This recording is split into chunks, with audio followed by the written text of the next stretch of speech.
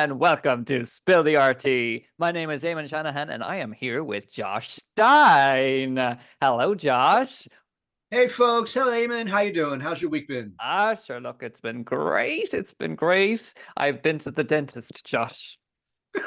That's right. You sent me some very interesting messages. I did. Cue voice note, absolutely not. Yeah, it was between the mumbling and the oddness. It's a special moment I'm going to save for a future episode, I think. Yeah, the wisdom has been removed. And No, wait, now there was wisdom? there was... Oh! The burn. I thought Danny Hatchard was the only person who could burn me, but anyway, the burns are still healing, so they are from last week's episode. And yeah, we're all set to go for a big old show. Well, we are. So, folks, this week, King Arthur's Hall for real is 4,000 years older than previously thought. A $3 million attic find that was used as a doorstop. The British Museum got a $1.3 billion gift. Notre Dame is set to reopen soon, and Sothebys pays a huge fine. And Catellan's bananas sold really, really big the other day. Oh, it did. It did. I can't wait to spill that tea. Oh, my goodness. All that and a brand new guest are coming up next on a super duper episode of Spilling the Arty. A super duper episode. We're coming up to Thanksgiving as well, folks. So just so that you know, there might be a little surprise, but it won't be next week, as next week we are taking a little break. So you will have to watch us on our finest episode, little kind of bits and bobs that we release next week in absence of our Thanksgiving celebration. So before we go on and say more bullshit, I'm going to bring on our very first guest, our only guest. I say that as though we've got like 100 guests. We only have one guest and one very special guest. So come on down, Charys Wilson. Welcome. Hello. So lovely to meet you both, and thank you for having me on the show. Thanks for being with us. Thank you. You're an absolute gem for coming on today, and we are so excited to learn about your work and about your practice and what it is that you do as an artist later on in the show. But firstly, we have so many things to get through today, not least this ridiculous sale of outrageous fruit. It's the most expensive fruit that was ever purchased, ever. It's just so aggravating. It really is. What burns me most is it was paid for in crypto, right? So this whole thing, yeah. So for those that don't know, okay, so Catellan's comedian, right? There's three of them. So this is the third one, and this one was for sale. What's really being sold here is the idea, right? And a set of instructions for how to replace the banana with a new banana. It's very kind of coming out of conceptualism and minimalism for those that follow that kind of art history. So there is a thread line through this, but $6 million in crypto for a banana and some tape. Yep. Outrageous. Yep. Outrageous. Welcome to 2024, folks. I read as well that the buyer wants to eat it. He wants to eat it and 100% fully experience the value of what that banana is. I hope it gives a diarrhea or something. Well, because again, for those that know the backstory here, two of the others in the past have been eaten, right? And so Catellan sees that as an extension of the art piece because he sees this, he claims this is legit. It's not just trying to make a parody of the whole valuation system, right? But so when someone decides to pluck it off the wall and eat it, as has happened twice, he sees that as an extension of the install because it's kind of buying into the fakeness of it and turning the fake into real, into fake. It's this weird kind of Mobius sort of logic strip, right? Did I also read that, like, you know, once you do eat the banana, that you just have the sheet of instructions so you can just recreate the artwork again? Yeah, because the artwork is not really the banana. The artwork is the idea. It's the piece of paper. And I've talked about this before. There's a very famous painter who doesn't paint named Sol LeWitt. He's passed, dead for a few years. But when you get an authentic LeWitt, you get a set of instructions, and then you hire somebody else to do these big murals that are based on those instructions. And that's what's considered the legitimate LeWitt if you were to sell it, if you will, at auction. Charys, if you had $6 million, would you buy it? No. I also wonder if, like, I'd read about how the banana was just from, you know, like a fruit market.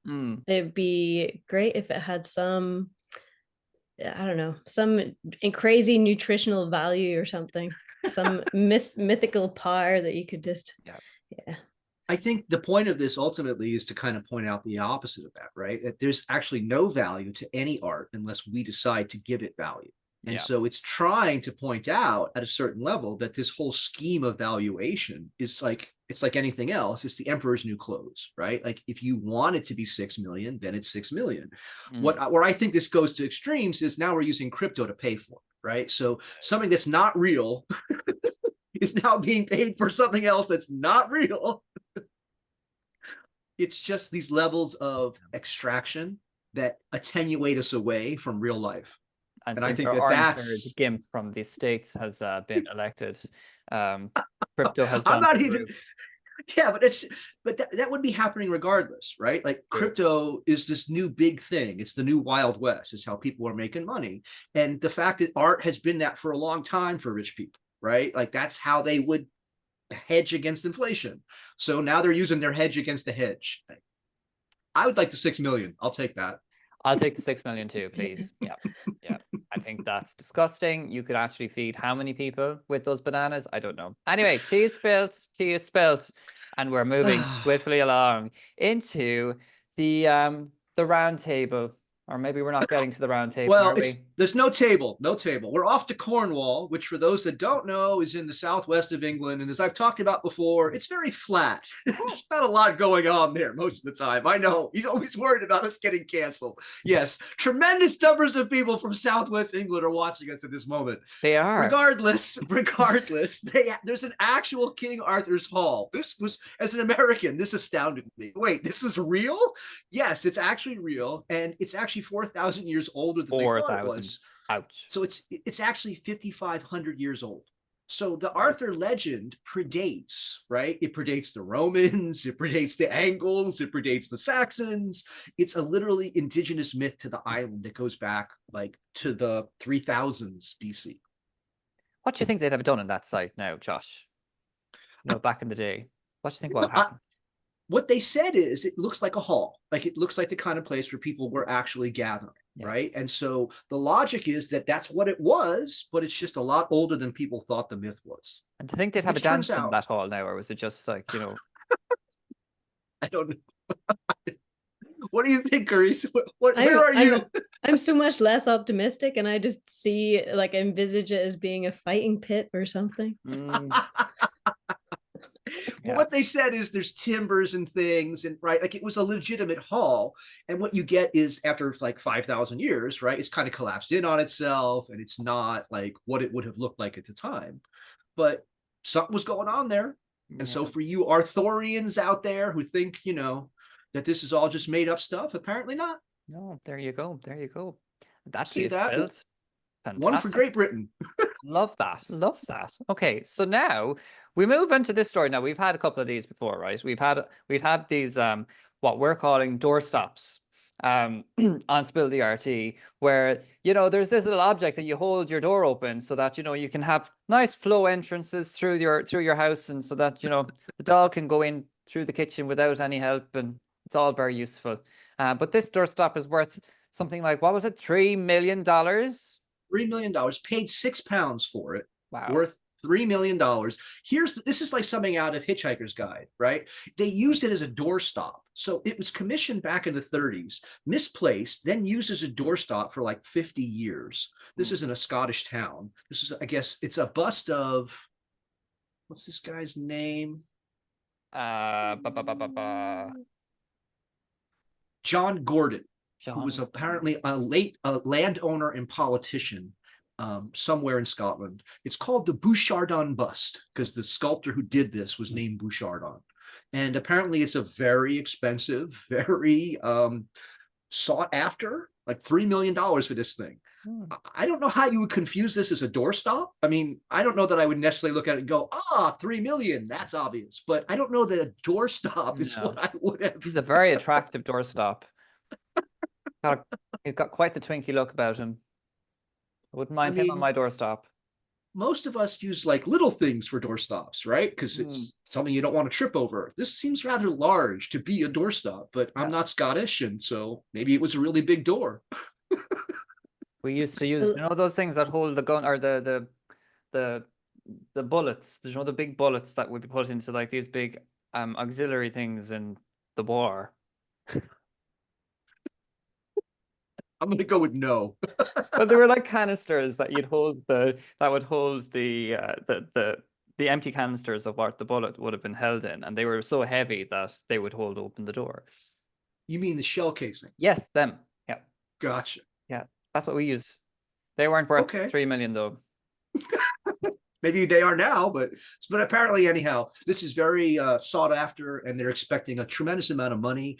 And so there was this huge tug of war to actually be able to sell it. The town apparently doesn't want to sell it, but at the same time, they displaced it for 60 years. So, guess what? It's getting sold. And so if they didn't sell it, where would it stay? They apparently would put it on display because it's like this guy, John Gordon, is apparently really important to the founding of the town. Okay. Very good. It's all good. But so important that they used him as a doorstop and didn't realize they had misplaced him in the first place. And it's insane. It's kind of crazy. Like I said, it's something out of Hitchhiker's Guide. Here's a story of how things go wrong. Charys, is there any doorsteps at home in your house that you think that might be worth 3 million? I wish. I wish, but I second look. Yeah. I love that something so ornate like that was just viewed as its weight for something being just so heavy and just And, like, look at it. It's not like a tiny little thing, right? Like it's a bust. It's an actual kind of life-size bust. Oh yeah, we have that door. We need to hold it open. Let's see. We could get a rock. We could get, I don't know, something, but no, let's get this giant thing. I definitely have him on the mantelpiece. I wouldn't be having him at the door. Anyway, that tea is spilled. Goodbye. Bye-bye. Okay, so staying in the UK and looking at the British Museum, who's just been gifted a $1.3 billion collection. Like, whoa. €1 billion, $1.3 billion. It's 1,700 pieces of porcelain that are all from Asia. Wow. So this huge collector, you got to think that this is like a tax thing, right? Like, when is it not? I got $1 billion of art. Let's see. I could sell it and then have to pay taxes on the sales, or I could donate and then take it as a write-off against anything else in my life. That's how I'm thinking this works.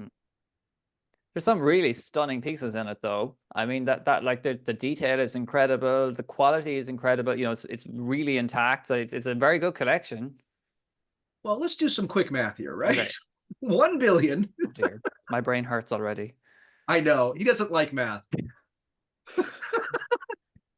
Divided by 1,700. That's an average of $590,000 a piece. Wow. Right? That's per piece, folks. This is it better be good looking china, right? It better be ceramics like you've never seen before. That's gorgeous. I love this piece particularly. I think it's really cute. But that's a house, right? That's like 1,700 houses. Not in London, this guy donated. But sure. Okay, so it's 850 houses. Okay, so I'm not paying $500,000 for this plate. That's just not happening. It's no. No. The book stops there. What do you think, Charys? Yeah, no, I prefer the other ones as well. Yeah. I like them to have a bit more craftsmanship. You want a bit more bang for your book. Yeah. But this kind of stuff, right? There's an art historical, there's like a history, there's a provenance. And so even the most plainest of pieces can be something that is like very expensive and meaningful to the collector or to the art historian, because they mark major moments and steps in the progression of the practice. So I think that's the size of it is one thing. It's also apparently it spans the gamut and really does kind of fill in holes in the museum. And so it's a really kind of odd thing, though, because it's the British Museum, right? Like they're always getting themselves in trouble and needing to repatriate stuff. And then here we are with $1 billion of Asian ceramics that's been donated to them. It's just like inconceivable, that amount of money. It's just ridiculous. Like, where was that before it went to the British Museum? Oh, in this guy's private collection. How much is he worth? Well, if you're donating $1 billion worth of ceramics, I'm gonna bet it's at least $1 billion. This tires me. This tires me. Okay, right. While I try to get over this, we're going to just learn a little bit about Nua. So we'll be right back. Nua Collective, a visual art community, is home to 20 artists and hundreds of their artworks with fresh work added weekly to our online collection at nuacollective.com. Here you will also find our Nua Journal featuring articles and podcasts, which are also available on Spotify and Apple Podcasts. Follow us on Instagram and TikTok, like this video, and subscribe to our YouTube channel so you don't miss out on us spilling the RT in our weekly roundups every Monday. Yes. I love when he's in this mood, folks. It's fantastic. Spill tea with us, guys and gals and everyone else. You are so welcome to do so. Remember, share, like, comment, send to 3 friends. It's the holidays. It's a time of giving. It is. It's Thanksgiving. Plus, what is this? This is episode 27? It is. You haven't mentioned it yet. Oh my God, are you okay? Oh, I was just so perpluxed by your... Are you sweating under your brow? Oh my God. Oh. But 28, folks. Who knows? 28. And also... I know, but you'll have to come back and watch it to see. You will. Also, just so you know, as it is Thanksgiving, it also lands as Cyber Week. And we have tons and tons and tons and tons of artworks under €300 on our website at www.nuacollective.com. If you didn't get that already, it's www.nuacollective.com. Go there, check it out, see all the works under 300 quid, and you can support the living artist. Support the living artist. Can I buy it with Bitcoin? You can buy it with Bitcoin if you like, as long as I get it in cash. So I can send it to the artist. I'm sure there's a way of doing that. I'm sure there's a conversion tool. I'm sure that's possible. However, please do support our artists, support the living artists. If it's not our artists, support some sort of artist this Christmas. Yes. Support the local living people who are trying to keep the art world alive. Do that now. And we've got 15%. 15%, that's ridiculous. Of all artworks. So not just the people or the artworks under 300, all artworks, 15% off. So if you want to buy one of Josh's £3,000 worth of an artwork, you can get it for 15% off. And that means Nua Collective are waiving all of our administration fees, and all of the money still goes direct to the artist. So that's that announcement done. Thank you very much. Happy Christmas. Sir, I'd like some more. Please, sir. Oh, absolutely. I totally forgot to say that. Nua Collective we're celebrating our 4th birthday today. I know. We're in our 5th year, and we've got like lots of things planned for the next year, but we're in our 5th year, and you never know, you might see Charys again sharing some more artwork with us. And we grows up and we grows up and we grows up. We grows up. We're now adulting because, we're going into school now. We're going to primary school. If we were to go down the whole kind of like age thing, starting to get serious. I'm excited. I'm very excited. Cool. Right. Let's move to our next story. Off to Paris we go. En Paris, à Paris, à Notre Dame.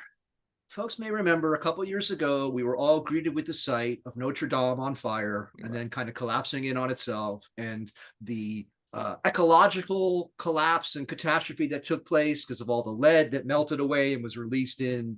But guess what, folks? Like anything, if you put your nose to the grindstone and you rebuild again, Notre Dame is back. It is indeed. Josh, did you happen to come across a figure by any chance as to how much they ended up spending on this renovation?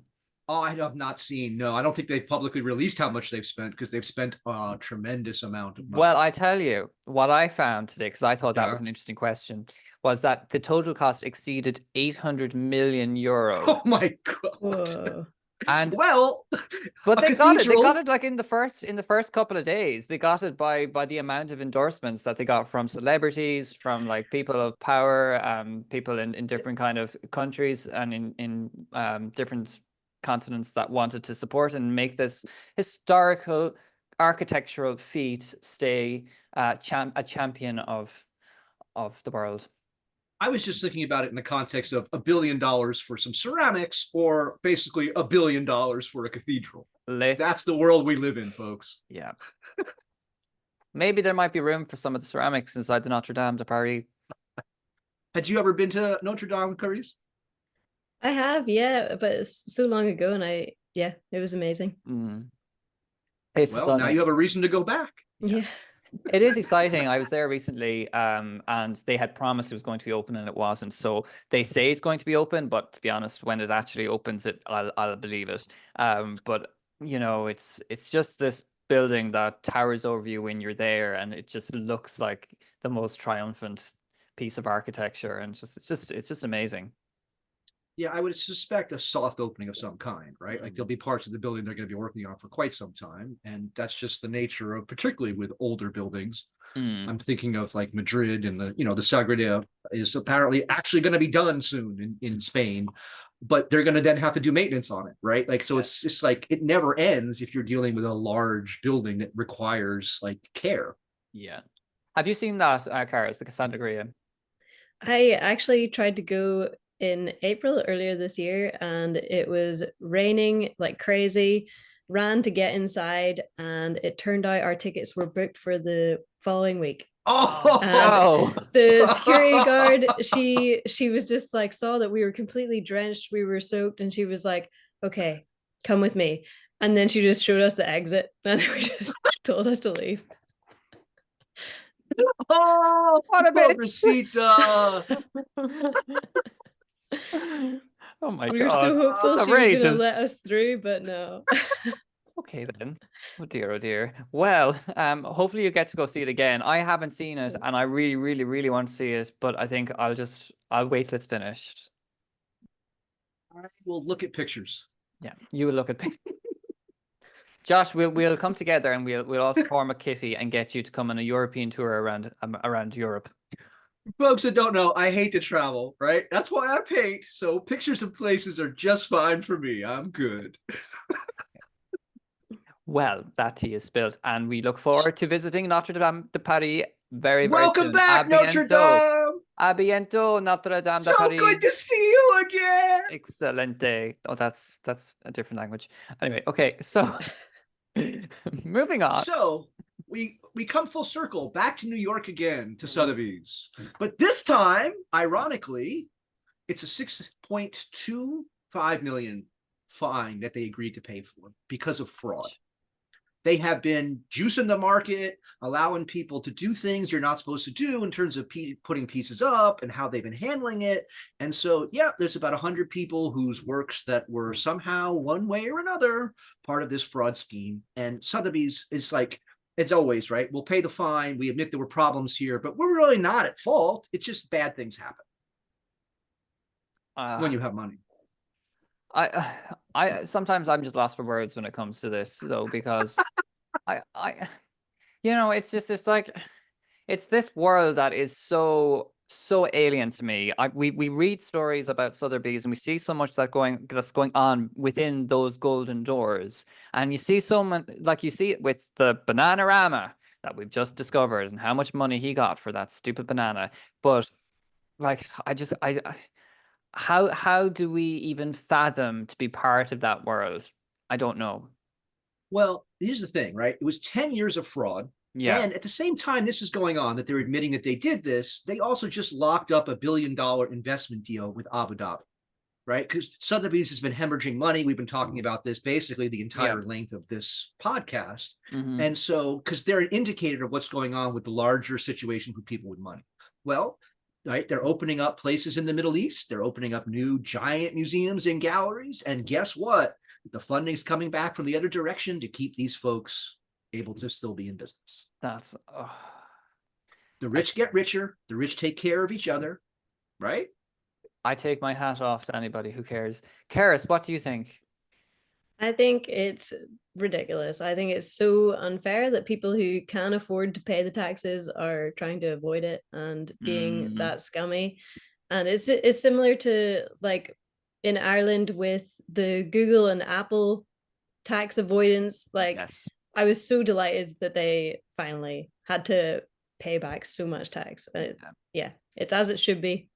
100%. And you see that like where there are really small, medium-sized businesses who are really struggling to meet the likes of employment taxes or like even just the basis running costs and are barely breaking even, and they get then the big multi conglomerates get the massive tax breaks. It makes zero sense whatsoever. And then as a result, it actually pitches the economy up even higher. For the cost of living, the cost of produce, the cost of housing, the cost of fuel, that all plays a part of that. And it's as a result of these big companies. Well, it's not just that. Money is a pre-rational thing, right? It's alchemy. When you have money, you get more money because of interest. There's not a rational way to explain that to people. It's like gravity. It just becomes additive. So if you've got a bunch, guess what? You get more. But if you ain't got none, too bad, you get less. It's not how we would do things in a normal, rational world, but that's the world that we have, unfortunately. So as I always say, as an artist, you don't want to be involved in any of this. Just make your stuff and then release it to the world. Just give it away. And then you don't have to worry about it because you can always make more art. That's the best you're going to be able to do. Josh, what I see in your future is now you have given so much of your art away that you'll become really valuable and everybody else will be profiting from your artwork except for you. Fine, I don't care. I mean, my goal is to kind of kill my market in that way. I could care less because it's about making the art. It's about seeing the look on someone's face. It's about their reaction, their enjoyment. That's not really about money from where I come from. It's not. No, you're absolutely right. He's a saint, Charys. He's a saint. Yeah. I am. Yes, even despite the horns. The horns have gone back to bed now, so they can't come out again until next Halloween. Well, that tea is spilt, and that really brings us into our most interesting story of the day, and that is you, Charys. And we really want to learn all about what you do, what your work's about, and what's happening with you right now. Thank you. Yeah, I'm excited to share. Cool. Let me pop up the first piece I've got here. Firstly, do you want to just tell us about like what you do in your practice? What sort of you make?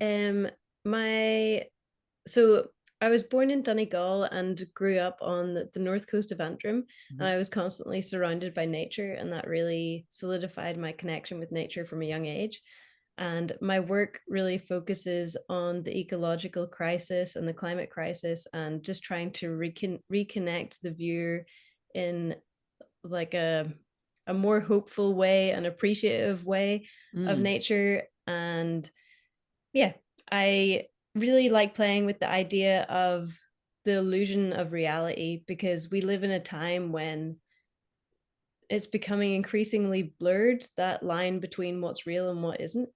And like in this piece, for instance, all the plants that are inside are made from recycled wire and paper, and also bits of clay, but I would create them off real plants, like looking at real plants, just studying them and trying to make them as lifelike as possible. And this piece was a site-specific installation in a place called Berlin Weekly in Berlin.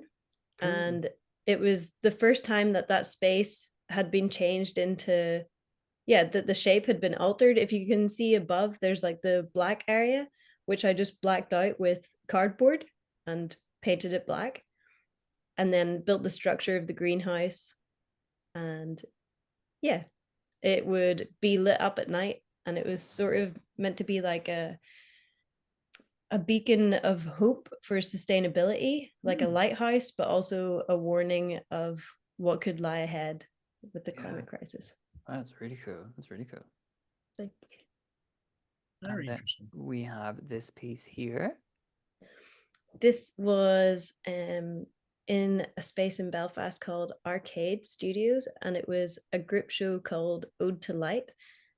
And this was in the middle of winter time. It was around the winter solstice, and there was this little tiny window in the gallery space. And I decided to recreate the window in my studio and film how the actual sunlight would come through, and then projected it back onto, so this was at night, and then I projected it onto the wall, and it would ebb and flow and shift and change. Some of the colors would change, and it was just a little meditative piece. Wow. So is this piece is it still in your studio? Do you still have this running? No. So a lot of the work I create is more of it's pretty ephemeral and more of like an experience at the time, because I like creating things that are an experience for the viewer and to be remembered and recalled. Because I'm not trying to make I don't know, it's not like I forget the word. All I can think of is consumerism, but that's not the word I'm looking for. No, But I get what you're trying to say. No, yeah, it's an experience, an installation almost that you're trying to create for the viewers. It looks amazing. thank you. And then we have this piece here. So these are some of the plants that would be inside that greenhouse, and they were originally made for a solo show in the Golden Thread in Belfast, and they were recreating plants that were local and in bloom at that time. And yeah, this was just to show how they look inside. And those were the ones that I then brought to Berlin, and I also brought them to France when I was doing a residency there. I had to pick them up, so they're pretty well traveled plants at this point. How, and it's because they are a natural piece, you know, because you're dealing with nature here and living organisms. How did they last going through those different locations as you travel through with them? They're paper. Oh, okay. They're all paper and Yeah. wire, so they're all handmade. Wow. So, but they've gotten a bit, yeah, some of them need fixed up a little bit, but you know, they're pretty robust. Do you find that your installs change by the site that you're dealing with, or would something like this be the same and just change the layout? No, absolutely. The space wherever I'm showing will always influence the piece that's created. Mm-hmm. And I often like to find where the points of natural light are, and then would work with the window so that whenever it's screened off and the shadows of the plants are projected onto the screen, then there's also the connection to the natural world through the light.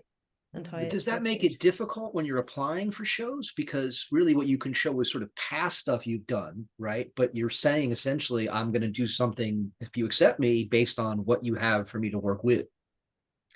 I don't know.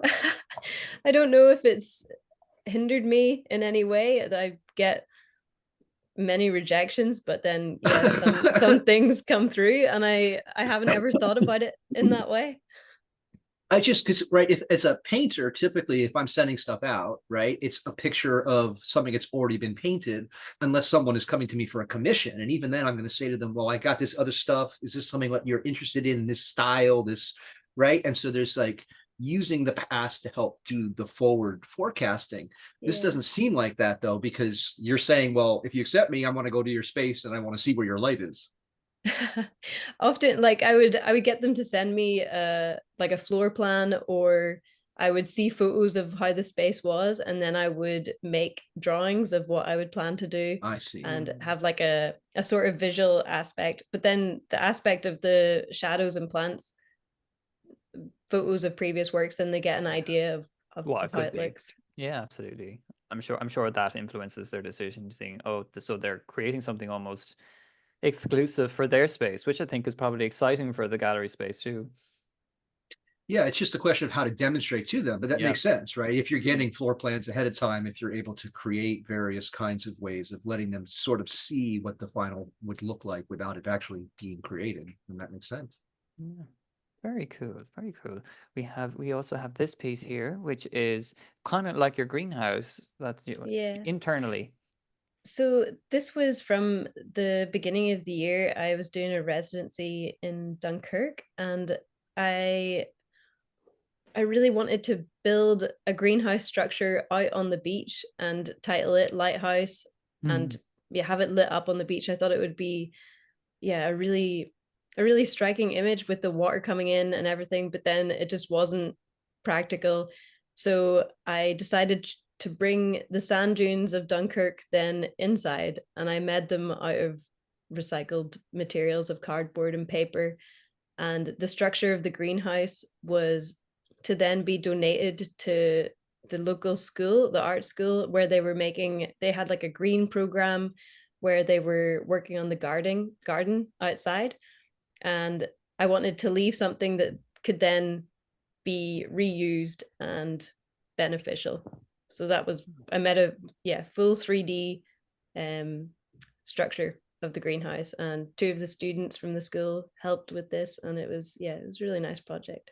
Wow. And do you have any images of what they did with it afterwards? Because that would, it extends the idea of an install in a very interesting kind of way. I don't have any images, but I'm going to email soon and ask them. See. Yeah, no, that'd that'd be really cool. interesting to see. Yeah, it would be great to see how it kind of as Josh says expanded beyond that, but also I think what influenced the kids or how the kids were influencing the piece as well, which I think is quite cool. Yeah. Well, yeah, that the idea that it starts with your hands, but then other people are continuing with it, and it'd be interesting to see how that continuity is there, but also changes. I had an email from one of the students, and I was a bit worried because I think maybe they just recycled the wood and used it as for canvas stretchers or something. But yeah, even if it was recycled like that, then at least it was useful. But one thing that came out of it was we did a trip to a local garden in Belgium, and yeah, it was amazing. It was a permaculture garden that had a seed bank, and the seed bank was incredible. There were so many, like thousands and thousands of seeds just on this wall, and the titles of them were amazing. All of these different tomatoes, like Black Midnight, and I don't know, just there was a pineapple one, and just all these amazing sounding tomatoes. Oh, amazing. That's really cool. I just love how organic all of your work is. I think it's really cool to see you go back to the earth and back to nature. And I think how you're really doing an outreach program as well while doing all of this, because you're extending it out to all those people who are engaging with it. And whether that's conscious or not, I think it's an incredible thing you're doing. And then we had this final piece here by you that you supplied with us today, and I think this is slightly different, I think, to the other pieces, but almost quite. You were talking about traveling before, and there's quite Japanese feeling to this. Yeah. So this was just recently from a residency in Japan, and I didn't have any preconceived ideas before going there of what I was going to create. And the whole, like, my room that I was staying in was a traditional tatami room, and the architecture was just so beautiful and so balanced, and everything was really aligned, and how the rooms were built to the size of tatami mats. Yeah, I felt like it had a really subconscious soothing calming effect, having everything so balanced. And I really loved the paper doors and the screens and how they would capture the light and how it would alter the room and the space. So I decided to make a paper door, but without the structure holding it all together. I wanted that to be see-through. And then I took this door and placed it out in nature and had the light and shadows of surrounding foliage be caught on the door, and then filmed it all moving. But prior to that, just like 4 days before, I fractured my thumb. I got it closed in a car door, fractured it, and I get bitten so badly by mosquitoes. So I was out trying to hang the door, getting bitten, and yeah, I was really suffering for my art that day. But I got the shots. Good. Can we see those shots? Are they on your social channels or on a website? They will be on my Instagram, I'd say tomorrow. Oh, amazing. Good. Yeah. Look down below. What's your Instagram? And we'll also put it up. It's a Charys CW. Perfect. Cool. We'll definitely get you linked up, and everyone go check out her page and those videos. I think that'd be really cool to see. And Thank you. Yeah, follow Charys, and I'm sure you've loads of exciting stuff coming up soon. Is there any exhibition coming up, or any sort of work that you're putting on show? Yeah, I have an exhibition next month in PS2 in Belfast. Amazing. And it is a piece that I had created for the end of my master's, and it was still sort of COVID-ish times, so not many people got to see it, and I feel like it's a really poignant piece of the times, so I wanted to show it again. And PS2 kindly let me. And what do you know what the dates are for that?